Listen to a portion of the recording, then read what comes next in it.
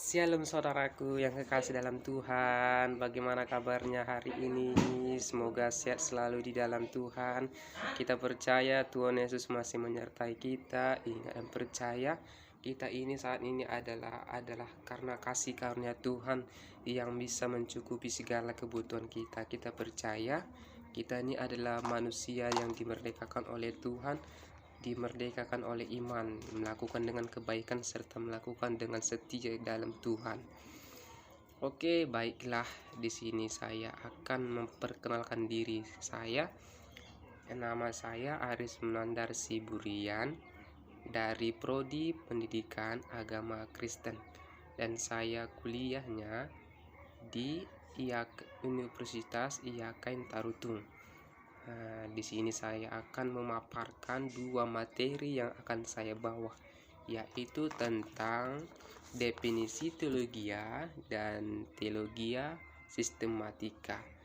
Yang pertama, yang kedua itu saya akan bawa juga bibliologi, pengajaran tentang Alkitab. Oke. Jadi di sini saya akan menjelaskan yang pertama, yaitu definisi teologia dan teologia sistematika. Yang pertama kita ketahui dulu apa istilah teologia. Jadi apakah istilah teologia dan teologi sistematika, nanti di sini kita akan jelaskan. Pasti ada kebedaan sedikit tentang cara melakukannya atau pelafalannya. Oke, di sini kita akan bawa yang pertama istilah teologia, yaitu kata teologia berasal dari bahasa Yunani. Jadi dari bahasa teologia berasal dari bahasa Yunani, yaitu koine, tetapi lambat laun memperoleh makna yang baru ketika kata itu diambil dalam bentuk Yunani. Jadi maupun Latinnya oleh para penulis Kristen. Oke, kita masuk ke poin yang pertama, yaitu dalam gereja. Dalam gereja mendefinisikan tentang teologia. Yang pertama dalam gereja Kristen, yaitu teologia mula-mula hanya membahas ajaran mengenal Allah. Dan poin kedua, sistem teologia bukan eksklusif memiliki orang Kristen tetapi semua agama. Dan poin yang ketiga, arti emiologis, yaitu asal kata istilah teologi berasal dari dua kata Yunani, yaitu theos artinya Allah dan logia artinya perkataan. Jadi di dalam satu kata uraian pikiran ilmu, jadi teologia berarti uraian atau buah pikiran tentang Allah. Nah, di situ penjelasan ya. Dan kita masuk kemudian ke poin yang ketiga, yaitu dengan demikian teologi atau dimaksud dengan teologia Kristen memenuhi unsur-unsur. Jadi ada pertanyaan kan, kenapa sih teologia itu memiliki unsur-unsur? Jadi memang ada unsurnya di teologi ini kan. Unsur yang pertama yaitu dapat dimengerti oleh pikiran manusia, ya. Yang kedua, adanya penjelasan secara metodologis adanya kan. Yang ketiga, menyajikan kebenaran, ya. Jadi teologi itu menyajikan kebenaran tentang Allah. Kemudian yang masuk kita keempat, yaitu memiliki nilai universal. Jadi teologi itu memiliki nilai universal. Kemudian yang kelima, memiliki objek yang teliti. Jadi para parawan memiliki teologi itu memiliki objek yang teliti dia. Kemudian kita ambil kesimpulannya. Jadi teologi merupakan penyusunan penyajian tentang kebenaran Allah. Iya, di situ dia. Dan kita masuk lagi ke poin yang selanjutnya lagi, yaitu teologia dapat difaktorkan menurut berbagai macam cara. Yang pertama itu berdasarkan era atau abad.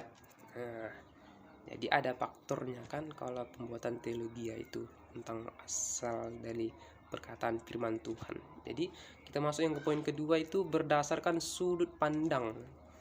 Jadi berdasarkan sudut pandang ya. Kemudian yang ketiga berdasarkan fokus. Oke, berdasarkan fokus kan. Dan kita masuk ke poin yang ketiga lagi, yaitu berdasarkan sumbernya. Teologi dibedakan menjadi beberapa, yaitu teologi alam. Jadi dari teologi alam terdapat kita baca di Roma 1 ayat 20. Kita buka Alkitab kita baca di Roma 1 ayat yang ke 20. Oke, demikian firman Tuhan. Sebab apa yang tidak nampak daripadanya, yaitu kekuatannya yang kekal dan keilahannya, dapat nampak kepada pikiran dari karyanya sejak dunia diciptakan, sehingga mereka tidak dapat berdalih. Oke, tidak dapat berdalih kan. Oke, kita masuk lagi ke selanjutnya lagi, yaitu teologia. Tadi pertama teologia alam terdapat di Roma 1 ayat 20, dan kemudian teologi Alkitab itu terdapat juga di Efesus 3. Kita buka Alkitab kita Efesus 3 supaya kita mengerti apakah tentang teologi Alkitab ini kan. Kita buka Efesus 3 ayat yang ke-9. Kita baca.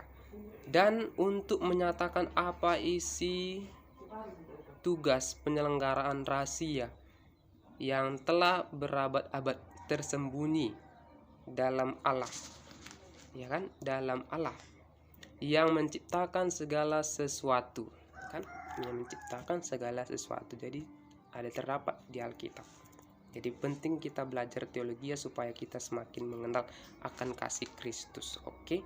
Jadi tadi teologi alam tadi itu terdapat di Roma 1 ayat yang ke-20. Dan yang kedua terdapat teologi Alkitab terdapat di Efesus 3 ayat 9. Oke. Kita masuk ke poin besar, yaitu istilah teologi sistematika. Oke. Jadi kata sistematika berasal dari kata Yunani juga. Jadi tidak hanya teologi yang berasal dari bahasa Yunani, namun bahasa teologi sistematika itu juga berasal dari kata Yunani, yaitu sunistanol. Ya, sunistanol yang berarti berdiri bersama atau mengkeroknaksir. Kan? Karena itu teologi sistematika menekankan sistematis. Ya.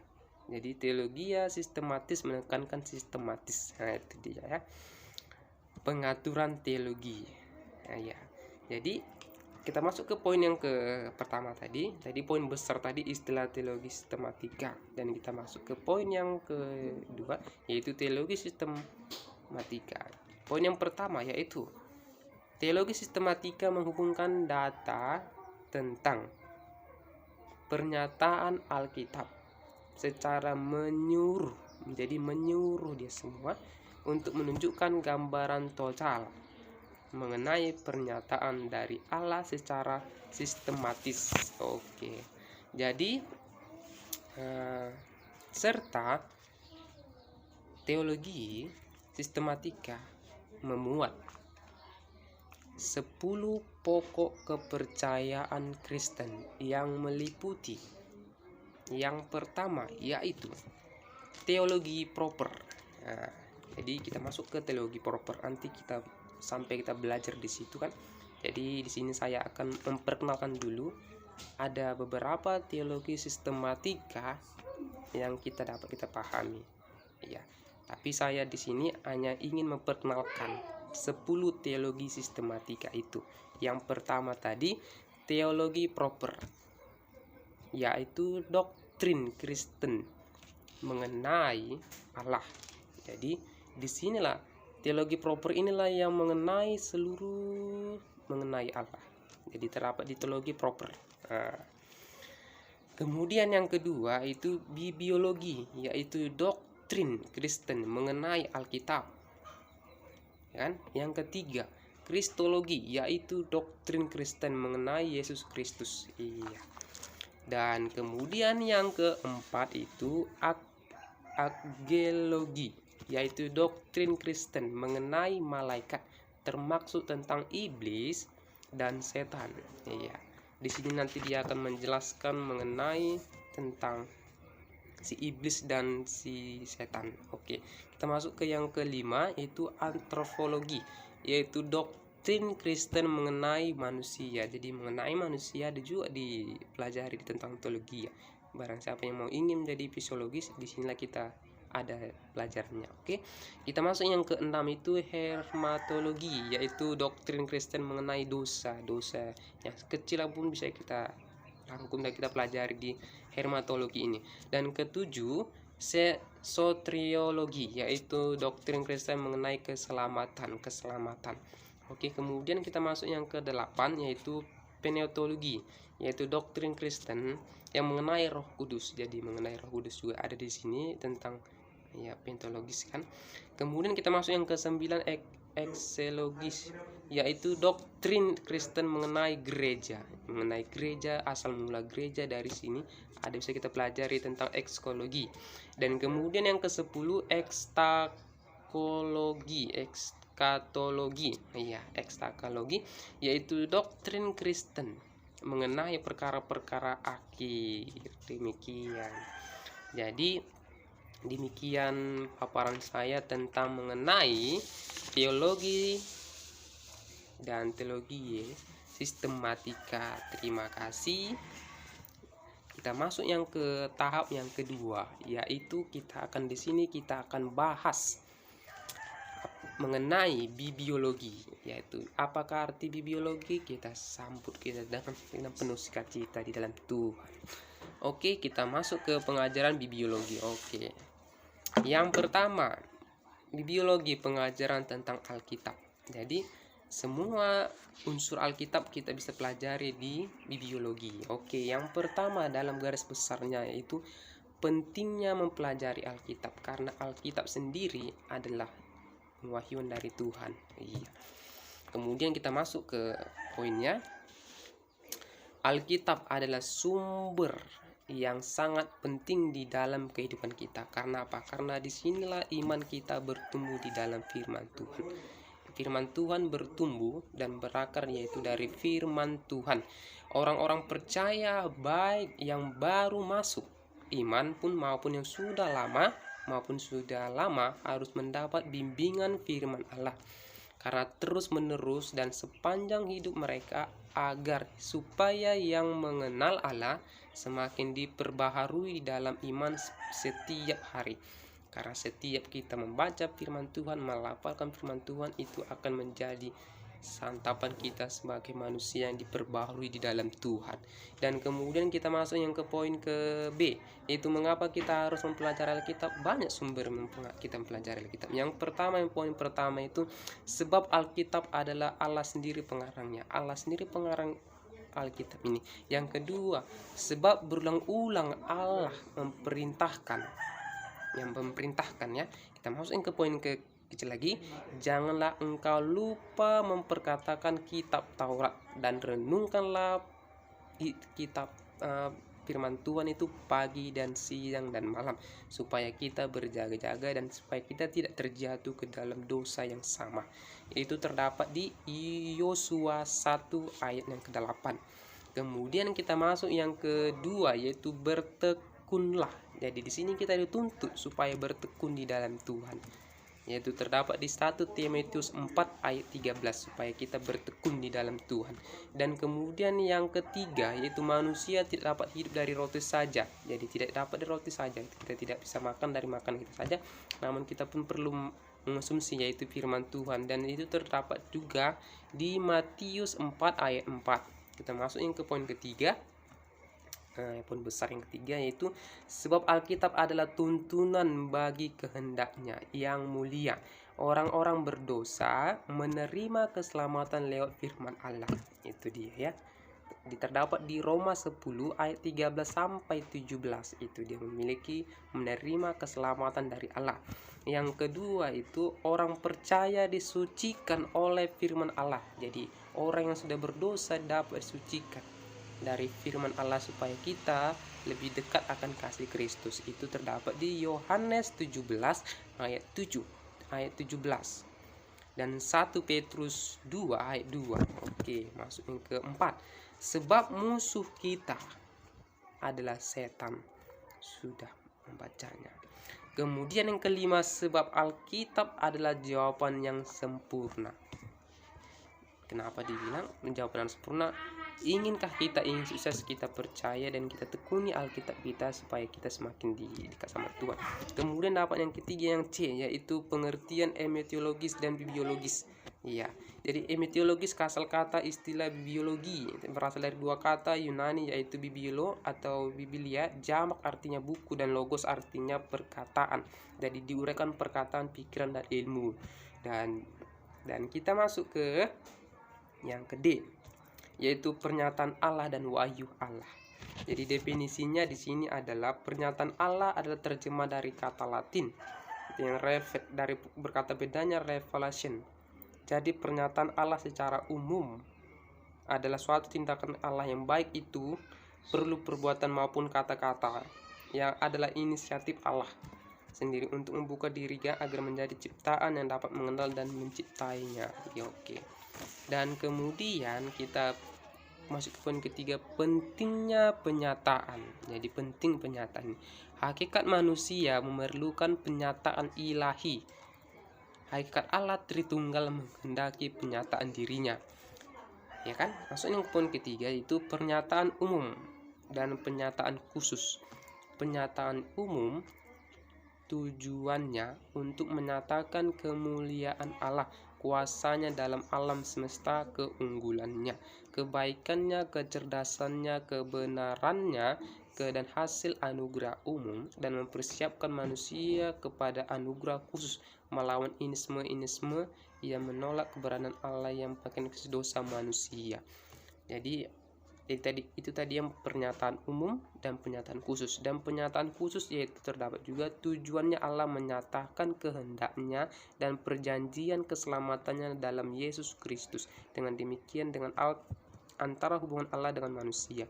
Jadi hasil menjadi Allah salah satunya untuk menjadi bisa mengerti tindakan, tujuan dan kehendak Allah dan benar.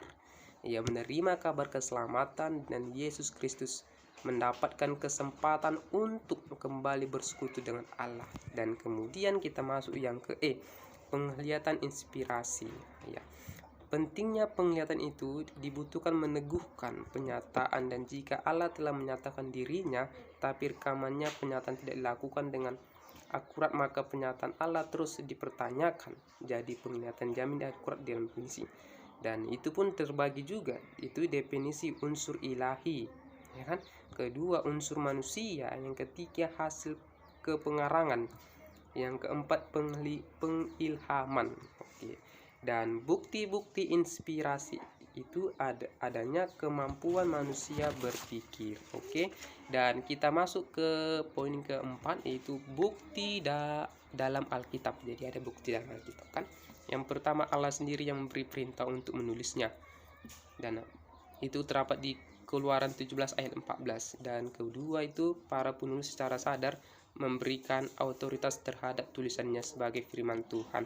Dan teori-teori penulisan Alkitab juga itu, yang pertama itu teori dikte inspiratif mekanis, dan teori penyesuaian inspiratif dinamis, dan teori penguasaan inspiratif dan organisasi. Ya.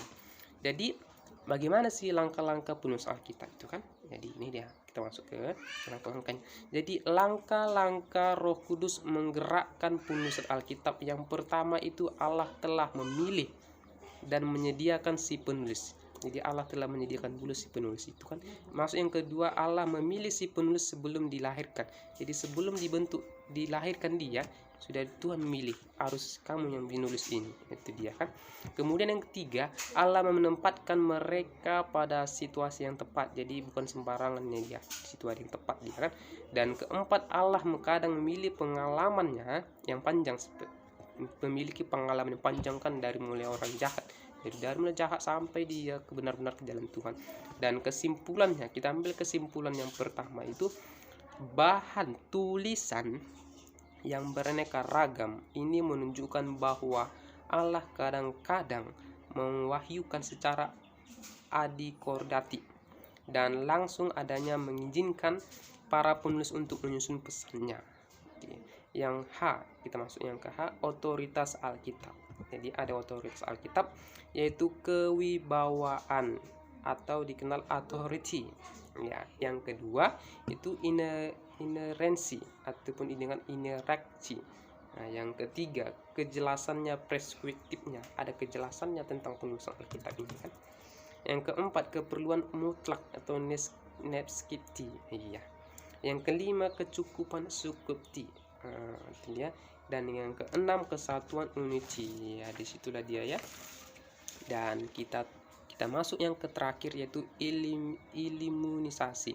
Yaitu tujuan imunisasi adalah supaya manusia mengenal Allah dengan benar melalui pernyataannya, sehingga manusia mengerti akan kehendak Tuhan bagi manusia dan pentingnya kita untuk menjadi pribadi yang lebih taat kepada Tuhan, karena sumber kita adalah dari Alkitab dan makan kita adalah dari Alkitab. Oke. Dan terima kasih untuk saudaraku yang telah menyaksikan channel Aris Menarasibuan.